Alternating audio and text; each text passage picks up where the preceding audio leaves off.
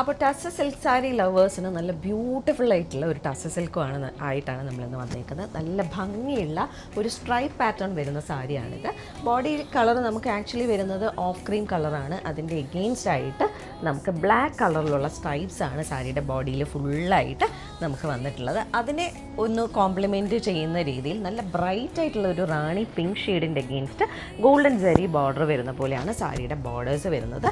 ആ ഒരു ഗോൾഡ് വരുന്നുണ്ടെങ്കിലും ആ ഒരു പിങ്കുമായിട്ട് മിക്സ്ഡ് ആയിട്ട് ഭയങ്കര രസമായിട്ടാണ് ഇതിൻ്റെ ബോർഡേഴ്സ് വന്നിട്ടുള്ളത്. സോ അങ്ങനെ ഒത്തിരി ബ്ലിങ് വരത്തതുമില്ല.